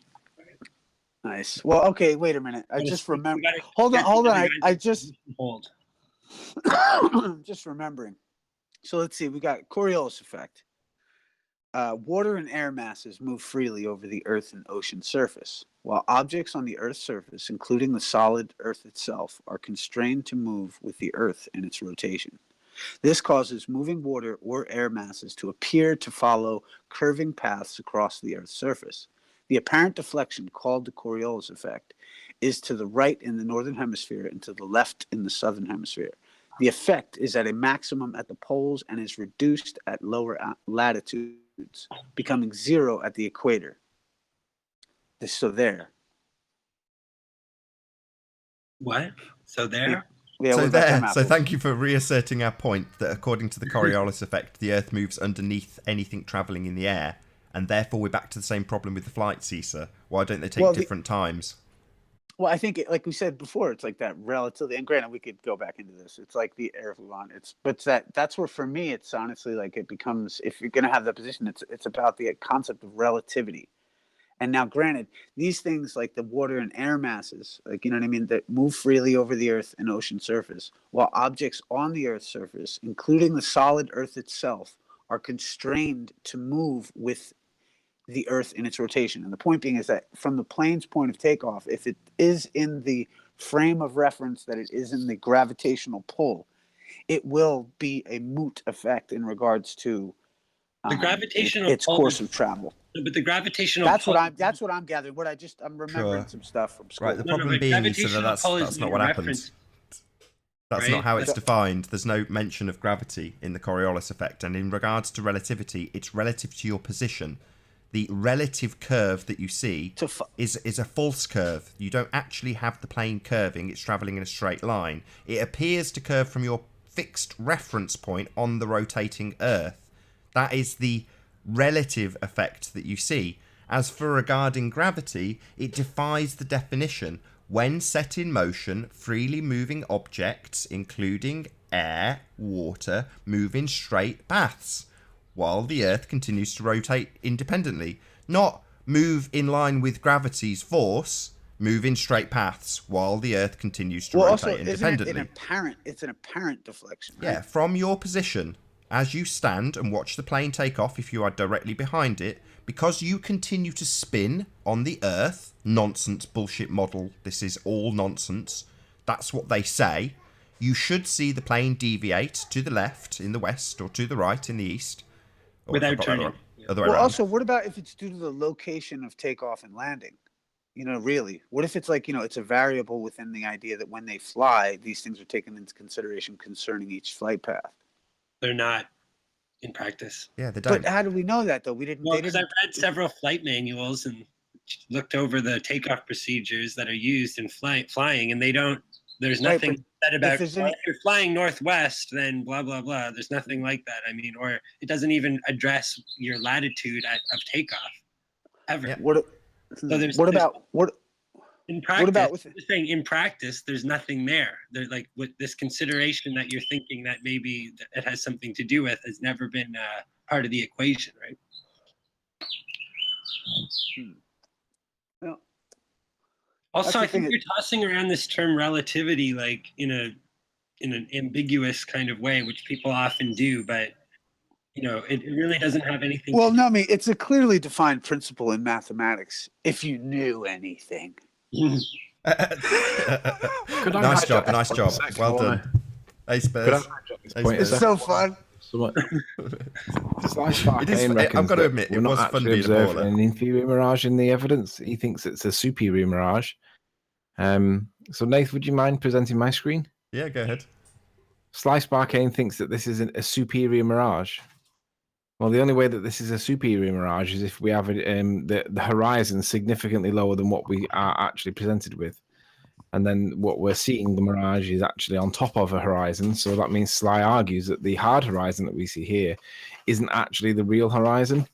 He's saying that that's an apparent horizon and the real horizon is significantly below. Oh, so now So they we do would want an therefore apparent be seeing horizon. then we would therefore be seeing a Fata Bramosa. And that's not a Fata Bramosa, Sly. And so, Sounds on like what basis? Sounds like a pizza slice. You know, What- and freaking- what's the Can I basis? get let me get a fat barossa. What's the basis of this claim that he's making? Like, how is he ascertaining this? How is he? claims that Okay, so who's the baller? Is that Isa? Yeah. Oh, there he is. Oh, so Oh, another flat. you're the baller in here, right? Oh, another guy. so Oh, Hold on a minute. So you're saying that this Coriolis, is it science or math? both. Both. Yeah. Okay, so let's deal with one at a time. Show me the science behind this. The science behind it would be the the idea. science. I mean, because we're only dealing with science, yeah, and you're talking about something that doesn't correlate to the shape of the Earth. Okay. Let's see what we got. Well, the science. What do you like? What do you mean, like in an experiment Well, you or something? just said math and science is the Coriolis, right? So break it down for me. What is this? What is the science behind the Coriolis? Well, the science behind it is that water and air masses move freely over the Earth and ocean surface. You Okay, know, so so we take that. So take me through the So, steps of and the- while you know. objects on the Earth's while objects on the Earth's surface, including the solid Earth itself, are constrained to move with the Earth in its rotation. That's and that would be to do in my mind about relativity, and this causes moving or air masses to appear to follow curving paths across the Earth's surface. The apparent deflection, you know what I mean, is called the Coriolis effect. It is but- you know. Yeah. Hold on, so hold that on. so check it out. That apparent deflection, and and you know what I mean, would be what is what leads us to believe that we have a Coriolis effect. I hear a lot of explanation, but I haven't heard you once take me through science, the scientific method. You've just given me, your view on how things should work. Where's the science behind this? Let's look up. Let's see. Experiment The problem I think that you're having is that for Coriolis. you know, you're making a lot of claims here, but Who not- I have? What do you mean? I have, or the globe Earth has? Sorry, I have, or the globe Earth has? you have missed- been with the globe. Missed a trick there, Issa. He said the word experiment. I heard him. Oh, let me Oh, see. you've done an experiment. Well, first of all, what made you believe that the bullet was actually traveling? Well, I didn't mention any bullets yet. So what's the experiment then? Let's see. Let's see. Dun, dun, dun, dun, dun, Hold on here, we've got- dun, dun. All right, so I pulled up a paper. Let's see what we got here. So it says demystifying the Coriolis force experiment. Even though experiments, whether demonstrated to or personally performed by students, have been part of training in STEM for a long time, their effectiveness as an education tool is sometimes questioned. For despite students' ability to produce correct answers to standard questions regarding these laboratory exercises, probing deeper often reveals a lack of conceptual understanding. One way to help students make sense of the experiments is to use them in combination. Now, let's see, where's the experiment? Hold on. Sounds like this is the analysis of the experiment. What's the experiment itself? What is the experiment? Hold on. What did you guys think? Go to school? No, because what you're I doing like here, you, Issa. I like you a lot. Isa, I'm hearing philosophy, right? You said to me science, you said to me maths, and I'm still waiting for either.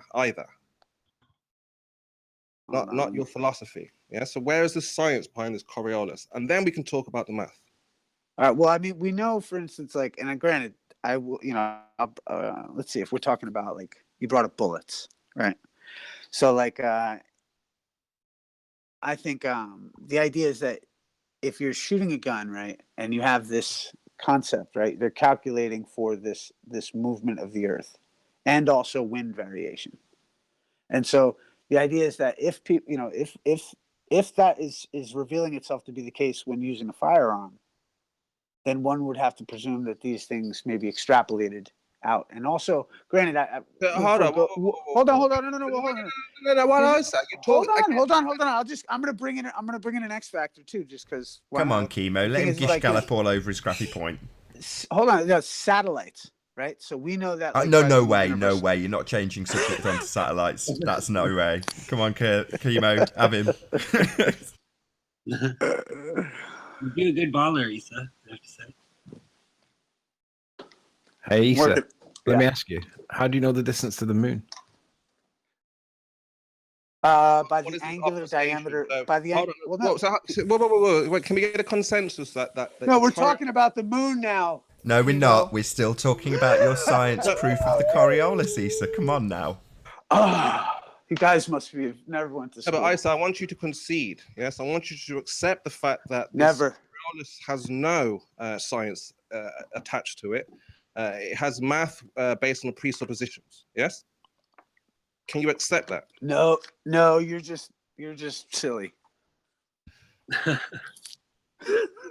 Well, if you can give me an experiment, if you can show the science behind what you're talking about, this would be a good starting point.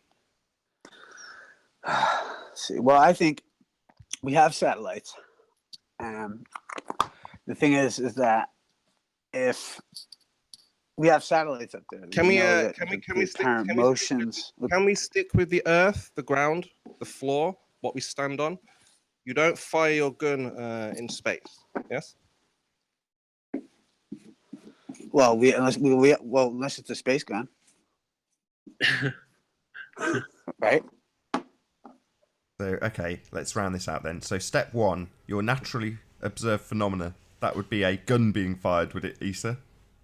That's what you're observing in the natural world, is it? That's one of them. Well, we can look at it in, like, how about this? What about the way, have you ever seen, like, those plants that have, like, the seeds that, like, if you touch the plant, it just pops up? Man, you're good at this. You're all over the shop now.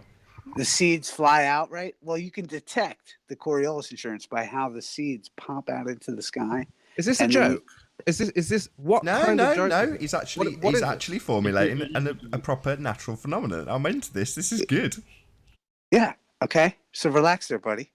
So the thing is, like, so you touch the seed, and the seed pops out into the sky, Now, the thing is that as it pops out into the sky, its rate of acceleration downwards as it goes on its trajectory, right, is affected by the movement of the Earth as it moves away in a divine relative dance. Okay, so what's your independent and dependent variable then, Issa?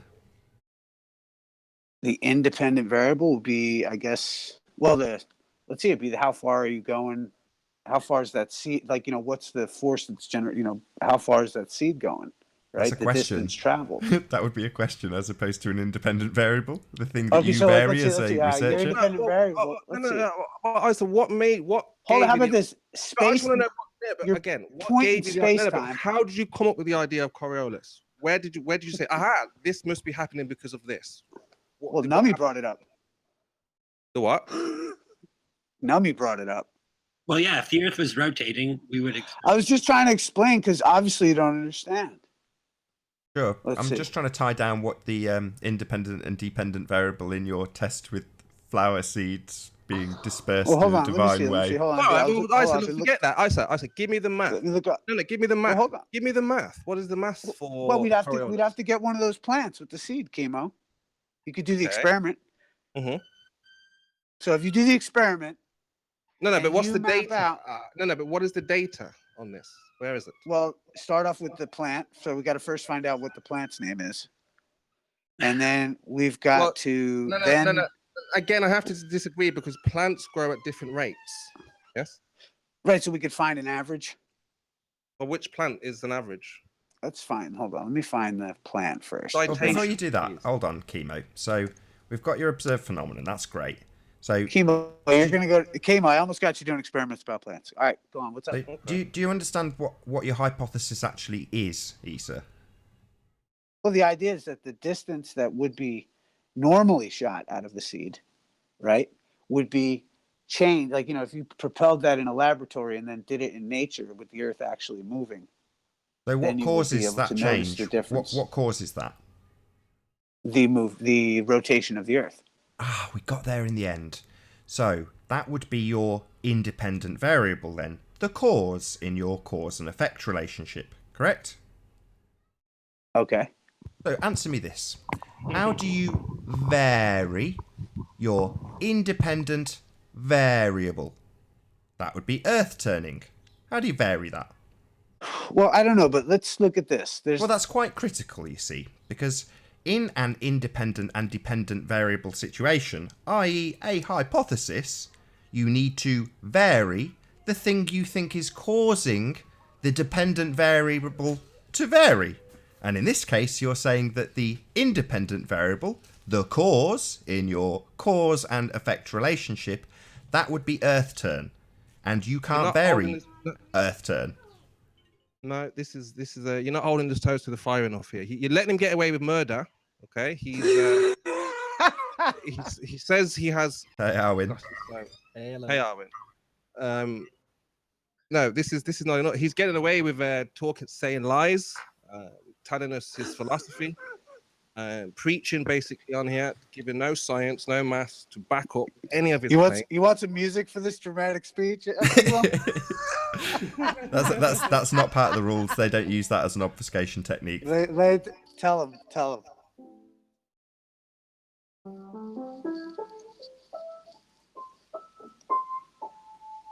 Come on, Chemo. Where's the emotion? I'm trying to match it. Failure. Well, again, this is nowhere near what I thought. I thought you were going to bring proof, evidence, give something convincing, compelling for the people on the fence. It's what do you want me to? What do you want me to point out the obvious? Like, it seems like you don't know much about the Earth. So back to Gaspard Gustav Coriolis published a paper in 1835 on the energy yield of machines with rotating parts, such as water wheels. The paper considered the supplementary forces that are detecting in a rotating frame of reference. Coriolis divided these supplementary forces into two categories.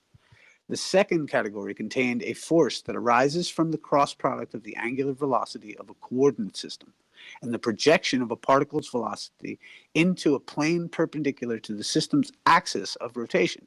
Coriolis referred to this force as the compound centrifugal force due to its analogies with the centrifugal force already considered in category 1.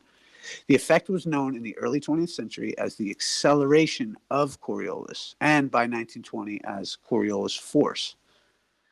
We vary that independent variable by doing the experiment in different latitudes. Or did you say Coriolis force? Well, I guess that's what they used to call it, yeah. Well, it's not a force, is it? It's an Or, well, effect. effect. It's not a force. It's a pseudo effect that is well documented if you have 2 frames of reference. Now, what we need you to establish, if that's actually occurring here on Earth, is that one of the frames of reference, that would be the Earth, is actually turning, before you tell us about how they apply this presupposition. But so far, Issa, you've not actually determined that that's the case and proved that the Earth is actually turning. You're just presupposing it now in your example. I wasn't listening. What was that? You're now presupposing that Earth is turning and that we have this Coriolis force, which it absolutely is not. It's an effect, according to your model. But that's a presupposition that would need first some proof of Earth turn. Well, I think that's where your variable would be on different latitudes. So there you would be able to determine. So latitude, meaning a reference system that uses the sphere, correct? So you're going to presuppose it on the mapping system that you use, correct? Well, that's what it is. That presupposes a ball, though, doesn't it? Well, I mean, You need to rewind just a little bit. You need to rewind before presupposing these things are proven and putting them into effect with examples that use spherical reference systems. First, you need to actually prove it's a sphere. That's step 1. Don't say it's a sphere and then tell me how that works, presupposing that it's a sphere. That's very disingenuous when we're here to prove it is actually a sphere. Same applies to presupposing it's a sphere, then presupposing you've got refraction that works with your presupposed sphere, and then presenting that as proof. That's also pretty disingenuous. We get that a lot.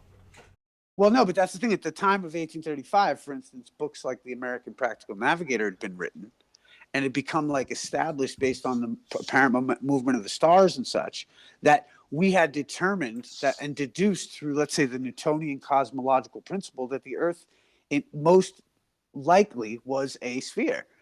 And that's why those calculations were looked into as a part of the inquiry and the confirmation of the sphericity of the Earth. And that's why they were proposed and experimented and allegedly seem to stand as accepted science. And so I think because of the genius of these gentlemen who deduced these facts, and throughout history, and even noted throughout history that we used to think the Earth to be flat. And the thing is that as they did that, they allowed for other great thinkers to think of ideas such as the Coriolis effect, which, whether it be a force or not, I mean, to be quite frank, I don't know personally, but I've always heard it referred to as the effect, which makes sense to me in the sense of the apparent, the motion of the Earth, if that be the case. But then relativity takes us out into the grander scheme of things, and that's what gives us even a more sublime, subtle understanding of of nature. Issa, can I give you a bit of feedback on your display today? Somebody in the chat. Sure. I'm very disappointed in the behaviour of this baller. He is refusing to talk over you and almost responding to your points. It's very poor for a baller. Very well, poor. I do have my critics. Okay, so look, Isa, I'm glad that you're here as a baller. We were talking about predictions the other day, and I was saying to Nathan and Anthony here that it's not fair that we give the description or explanation of what a prediction is. So you're a baller. When your baller friends say we make predictions, define predictions so we can clarify that. What's this now? If you understand my meaning, predictions. Your model makes predictions, right? Yeah. Rumpus couldn't do that. We debunked that. No, hold on. Isa, you're saying yes. Talking to Rumpus. Yeah, but you're saying yes. Mine makes predictions. Yes. Yeah. Okay. Yep. So this is what I'm saying. The other day, we were defining what a prediction is. Yes, and I was saying, well, it's not very fair that flat earthers define predictions for fence sitters and just the general public, they're going to want to hear it from a baller. Okay. I'm gonna predict I'll write a song about you.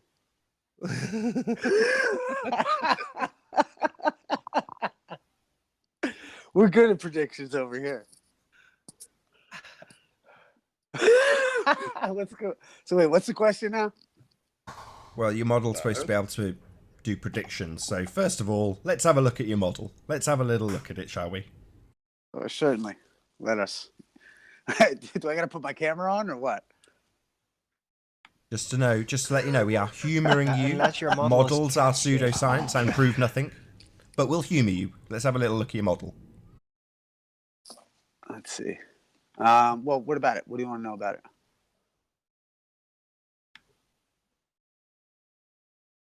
Well, we want to know about the prediction, the power of predictions, the predictors' capabilities, where Rumpus went wrong or went right, in your opinion.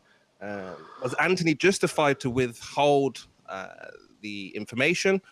As a baller, would you have needed what Rumpus needed, or would you have been able to make those predictions without being given, precisely the location and time and date and all those things? Well, I think if you're looking to Rumpus to show the veracity of our model, I think you may be starting in the wrong direction.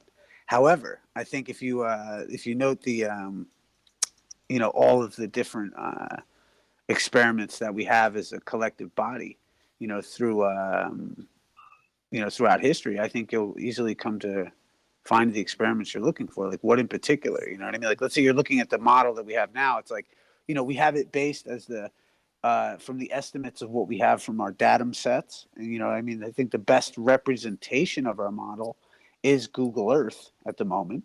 Mm-hmm. I think if we understand how, let's say we have the stars mapped out in programs like Stellarium, mm-hmm. and this is all based off of the science that we have, that we deduced before, let's say, the moon landing, where America, the greatest nation to ever exist, because we proved Kepler, Galileo, and Newton just before you go off track, Issa, yes. So which one of those two models, Stellarium or Google Earth, can we see a pressurized system next to a vacuum? Which one should I have a look at for that? Well, I mean, which, like, for what? To prove what, though? Because that pressurized system is based on the notion that the density of the air, right? Don't need a description. I just need to know which of those two models you mentioned I should best look at to get that information from that model of Earth. And that model does require a gas pressure system next to a non-pressure system, right?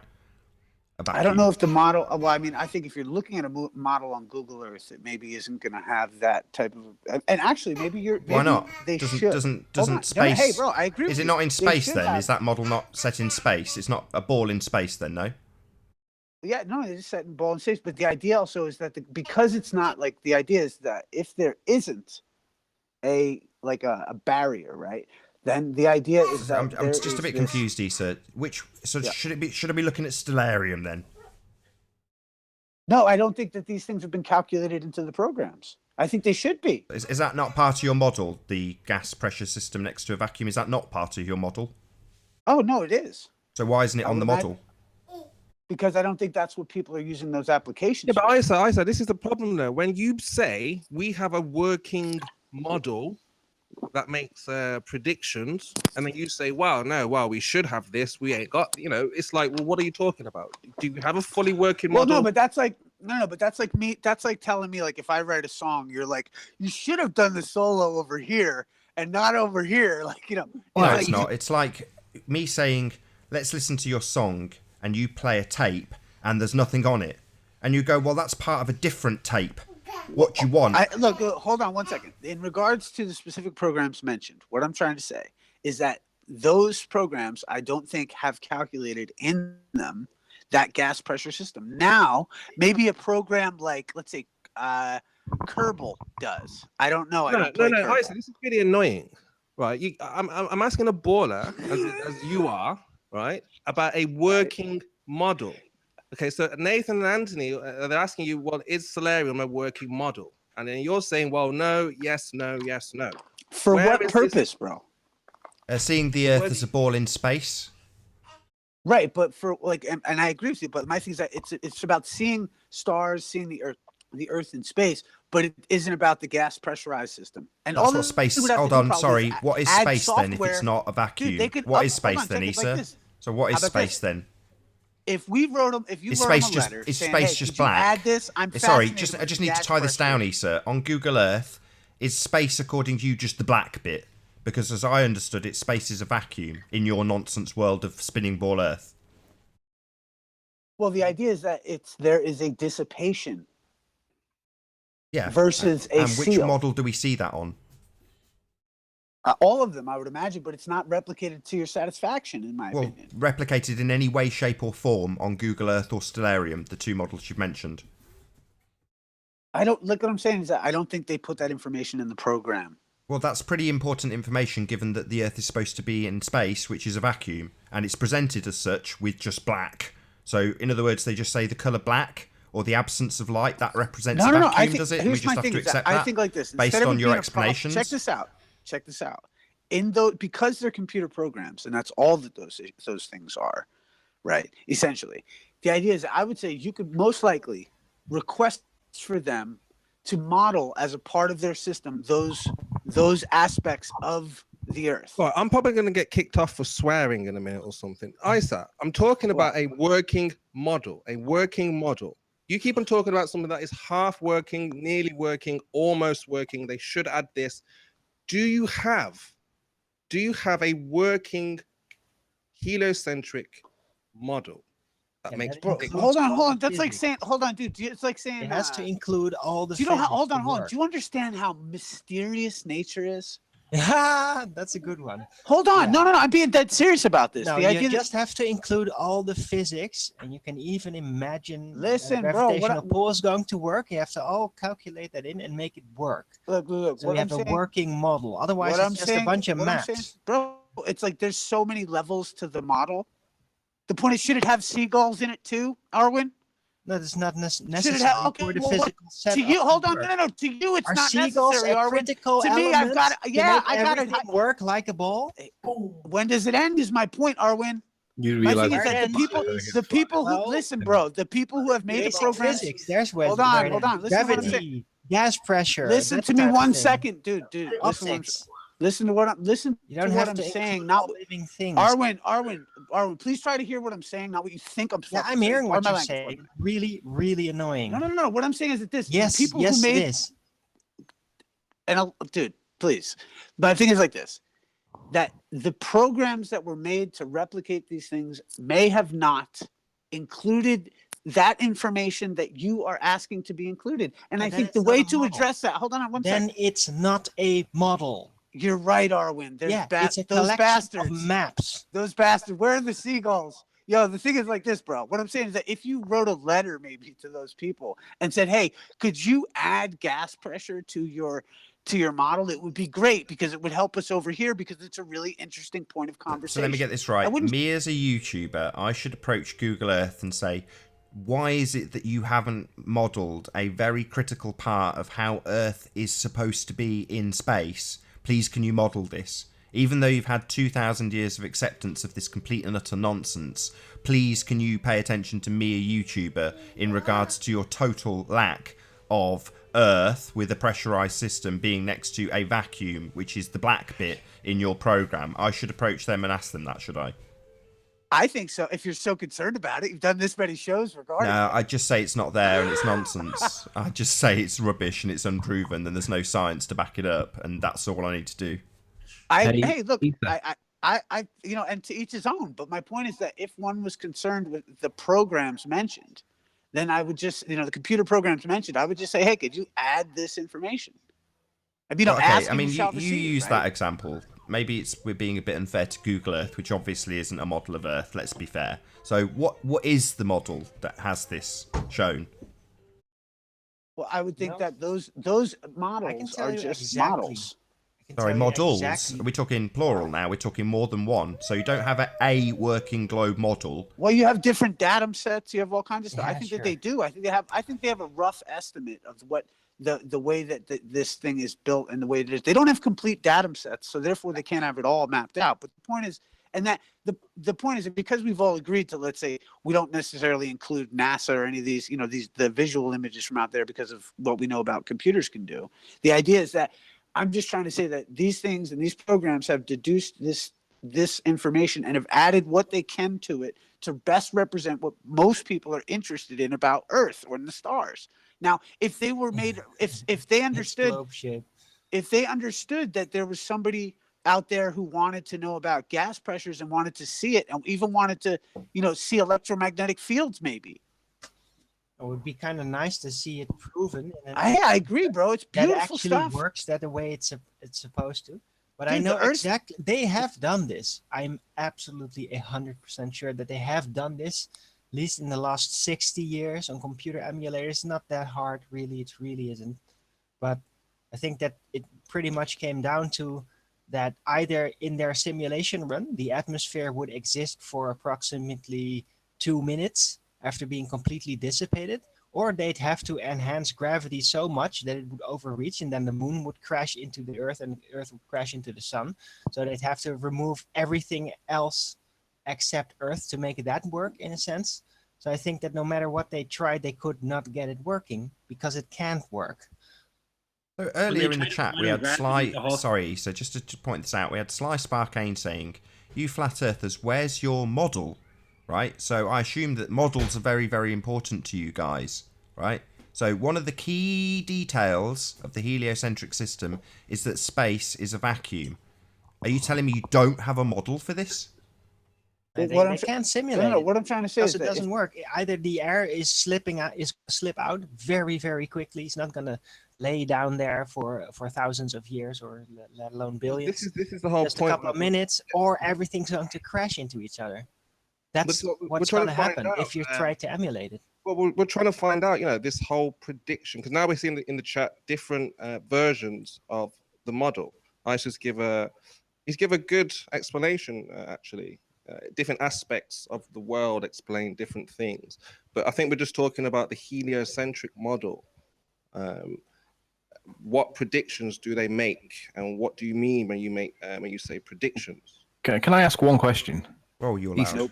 Wow. Yeah. They make predictions on the ball Earth model, right? Nope. Why do they What's always that? get the weather wrong? And that's like a prediction, right? Why do they always get the weather wrong? What do you mean the weather wrong? They always got the temperature right wherever I am. I just want to. Yeah, they're Sorry, not just always want wrong. They can't predict sunshine. They can't predict snow. They can predict rain. Well, I don't know. They're pretty good, man. You know what I mean? Like, Better.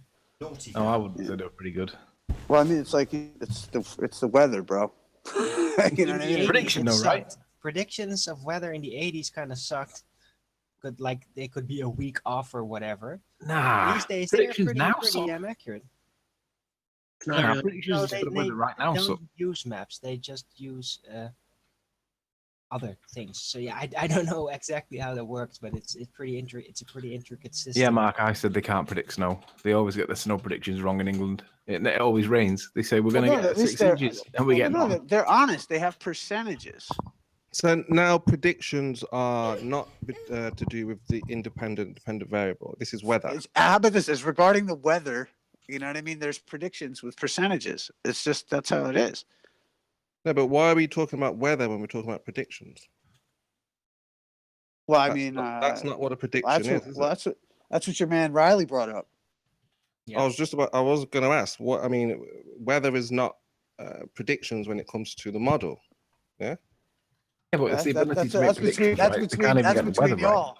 That's it's between you two. it's a prediction of the temperature and airflow. Yeah, if they can't get the weather right, what makes you think they can predict anything else? Yeah, but they can. No, but But what is it's- They predictions? can't. They don't get the weather right in England. Predictions have nothing to do with. That's because the weather. England is special when it comes to weather. Riley, Some you're regions are more unpredictable than others. Well, I I'm can pretty tell certain you all that the in English people California, realise it's that going to the be weather sunny predictors and are hot. naffs. Okay. You know, So I it's just want to always make this sunny point and hot. again. So we don't have a model for this vacuum of space. So Sly in the chat is saying still waiting on your flat Earth model. He presumably will discount flat Earth completely because there's no model. Well, I'm just want to point out that if we don't have a model of a vacuum of space next to a pressurized system, does that mean we can just completely disregard that idea and that notion that is totally unproven? Well, I would say yes, unless they can show that. The only thing ballers really got on their side are how the globe of the heavens seems to respond. It is just the map layout that is on their side, sort of. The maps, layouts, that kind of thing is on their side. And that's so really... I'll ask again for the 1000th time is what Sly Sparkane is saying for a flat Earth model. So I'll say it again. Where is the model of a pressurized system next to a vacuum, Sly? I look forward to you joining and presenting it. Otherwise, you can understand, I assume, why we completely disregard this notion, as you don't have a model of it, and there is no scientific proof of it. It is simply something you assert without anything whatsoever to back it up. Semantically, you have to say like there is. See, the thing is, there is a model, but that model that we have, it's access to everyone regarding Google Earth and stuff like that. It just has failed. Has not up in. You have a concept. Hold on, bro. Hold on, concept, not a model. Dude, isn't a model a concept, Darwin? No. Or does it have the gas pressurized system next to a vacuum? Are you just? Did you just? Hold on, or did I just deny that not reality? part of your model? Like a model? Is that not part of your model? Is a concept. First off, let's just be honest about a couple things. A model is a concept, and the point is that because there is a model is something that is used when there is a limitation on the hypothesis. In other words, when you need to branch into pseudoscience because you can't prove the thing that you are asserting, that's when you need a model. And in this instance, you can't prove that there's a pressurized system next to a vacuum, and you can't even model it. So it's like about as disingenuous as it gets. There's no proof of this whatsoever, and your models don't model it. Therefore, it is total and utter nonsense. And with that, I'm going to say first and foremost, a huge, massive, enormous thank you to all of the debating panel for joining this debate and making it possible. And of course, a massive, huge, enormous thank you to all of the live audience for tuning in and hopefully for sharing this debate. If you've not done so already, be sure to like, comment, share, and subscribe. I've been Nathan Oakley, and I will see you all in the next video. Oh, what a day! What a lovely day!